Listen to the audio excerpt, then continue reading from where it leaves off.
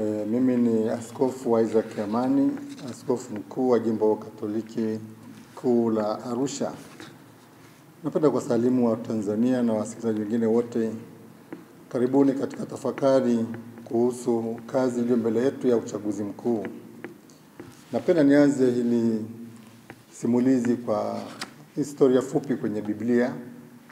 Isaka alikuwa na wana wawili, Esau na Yakobo. Ni mapacha hao.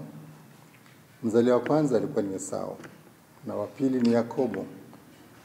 Na kwa hao wawili, mmoja alikuwa ni mwindaji, Esau ndo mkubwa, na mdogo wake Yakobo alikuwa anakaa nyumbani, kipenzi cha mama.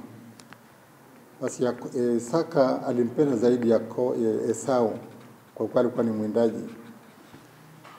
Walivyokuwa nakuwa pamoja, Yakobo akawa na wivu kwa mkubwa wake Esau. Akawa anatamani angeshika nafasi ya kwanza. Lakini Esau yeye alifurahia upendo na upenzi wa baba. Hawa wawili walipokuwa pamoja, siku moja Esau alirudi kutoka mawindoni, hakuwa na kitu. Kwa hiyo akamuomba Yakobo, alikuwa anapika dengu, ampe chakula hicho. Alikuwa na njaa.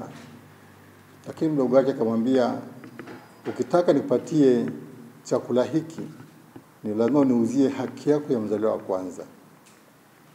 Esau akamwambia, kwa mzaliwa wa kwanza ni kitu gani kama nitakufa kwa njaa? Nipe hicho chakula, chukua hiyo haki. Basi Yakobo akampa, baada ya kumwapisha mkubwa wake Esau. Na yeye baada ya kuwapa, akapewa chakula, akaondoka. Lakini baadaye tena, wakati Isaka alipotaka kutoa baraka za mzaliwa wa kwanza, Yakobo mamake kumsaidia, akampa chakula kizuri baba yake, na Isaka akampa Yakobo baraka za mzaliwa wa kwanza. Basi kisa hicho kilikuwa kigumu kwa Isaka kwa Esau, kwani alipogundua kwamba mdogo wake amechukua sehemu yake kwanza ya mzaliwa wa kwanza kwa njia ya kile chakula, na mara ya pili kwa njia ya kumdanganya Isaka kwamba yeye ndiye Esau, akapata baraka za mzaliwa wa kwanza. Pakatokea chuki, pakatokea hali ya kuchukiana hao ndugu wawili. Hata Esau akakusudia kumuua ndugu yake Yakobo baada ya baba yao Isaka kufariki. Kisa hiki nimekichukua kiniangazia kuhusu kazi kubwa iliyo mbele yetu ya uchaguzi mkuu. Kumchagua rais, kuchagua mjumbe na madiwani.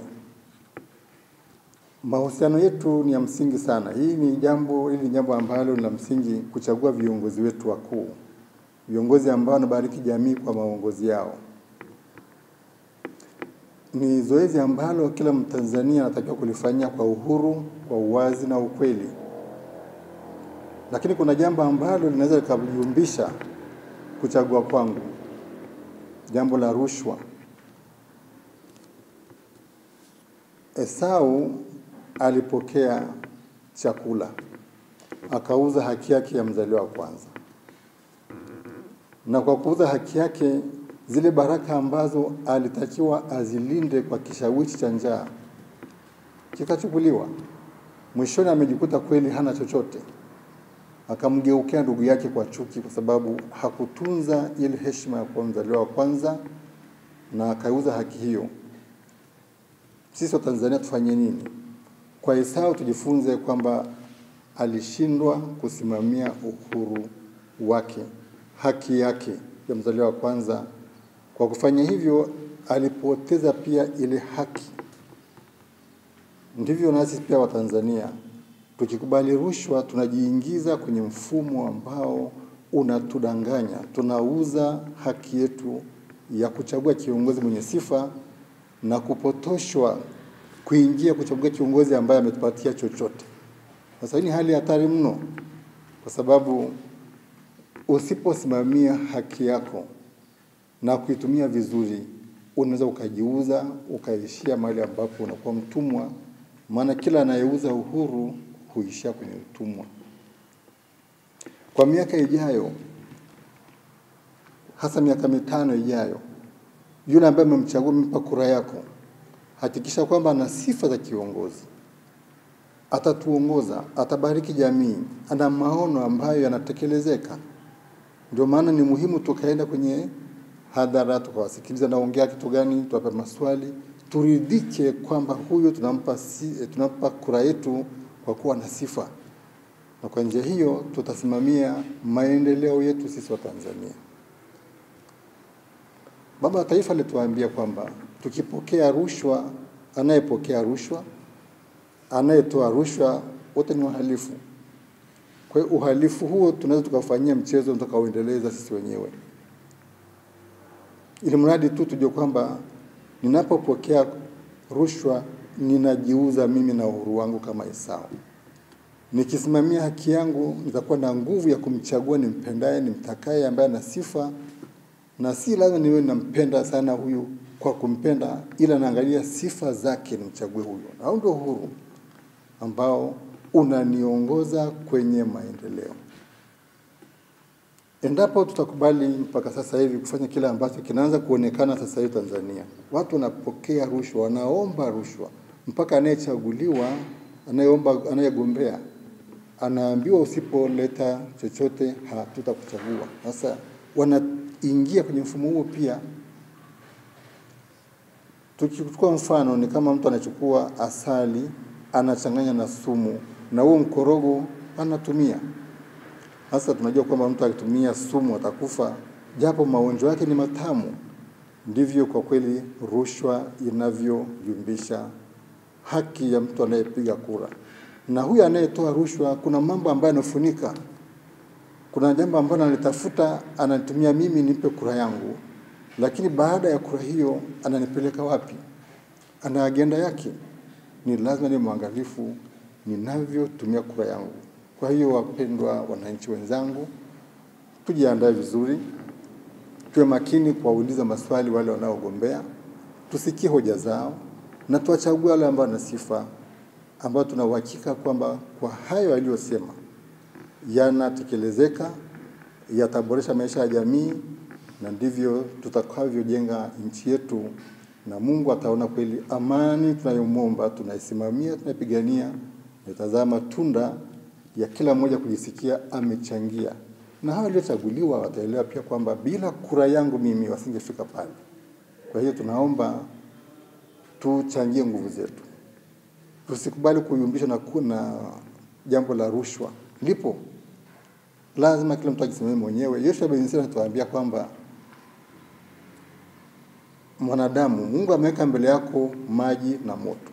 Nyosha mkono wako, utapata kila ambacho unakitaka. Ameweka mbele yako kifo na uhai, utapata kile ambacho umekichagua. Yoshua bin Sira sura 15 aya 16 hadi 17. Mtu ambaye anaomba rushwa hana uhakika kwanza na hilo ambalo anataka kulifanya. Kuna agenda ya siri ameificha. Labda anaomba apendelewe, yale mapungufu yake yasitazamwe, udhaifu alionao usiangaliwe, afunike tu, ili mradi ametoa chochote, ametoa rushwa. Ndio maana anakurusha. Sasa ile haki unampa, baadaye unasikitika kwamba Mungu wangu, huyu mtu nilidhani, nilifikiri, kumbe si. Kwa namna hiyo imetuingia kwa sababu financially inatunyanyua. Kuna wengine sio pesa wala ni wanapewa tu chakula, nyama nyingi, chakula wanapewa, wanagawiwa mchele, vitu kama hivyo. Ama wanapewa tu ahadi. Angalia hata wanafunzi wetu wanapewa rushwa, chips na soda, hizi zinafikisha wapi? Haangalii kwa mimi future yangu iko hapa, nakubali chips hizi na soda hizi, natoa mwili wangu ni urafiki, nisipompa urafiki utaisha. Sasa unashangaa ni mtu wa form 6, wa form 4, anaingia huko, masomo yake sifuri, anarusha nyumbani. Ile haki isipolindwa, ukinyang'anywa haki yako, wewe ni mtumwa. Ndio imeandika huko. Utumwa ni pale ambapo mtu hana haki zake. Unafunga mnyororo. Unaweza kufunga ya mwili, lakini rohoni asinifungi, nibaki huru. Ukitaka tutang'oa. Lakini sasa lazima hiyo vitakali kweli. Sheria itumike kwa atakayebanwa, kama wakati wa Nyerere. Yaani mtu alikuwa anapelekwa mbio kweli kweli akigunduliwa amepokea rushwa. Ilikuwa very serious. Na sasa ndio sheria hiyo. Alafu kanisani tunahubiri vile vile. Makanisani kwenye misikiti inahubiriwa hivyo. Yaani lazima ishambuliwe kila upande kama vita. Ishambuliwe kila mtu ajue kama kweli rushwa ni mbaya. Maelezo kama haya, sheria inayosimamia, alafu viongozi walio integral, viongozi walio imara. Viongozi ambao akisimama kweli anakaa ni kiongozi. Sasa hao tukitafuta wanachekwa. Huyu hajui kitu, hatoi chochote bwana. Kwa tumeharibu sisi ni ule mfumo mzima wa kufikiri na kuona hata kuamua. Umetuingiza kwenye utumwa huo. Tukaanza kushangilia rushwa badala ya kuikebehi na kuipiga vita, tumekumbatia. Sasa kwa haya maneno nilaomba tuangazie, tujiandae vizuri na kufanya mambo ambayo hata watoto wetu na vizazi vijavyo watakumbuka kuna waliokuwa na ujasiri na uzalendo wakasimamia haki, uwazi, na ndio njia Mungu anayopenda tuifuate, na hivyo kulinda haki zetu, maendeleo yetu na umoja wetu. Natakieni wote kura nzuri, kila mtu ajibidishe kuzingatia hayo ambayo Mungu anatuangazia. Asanteni sana.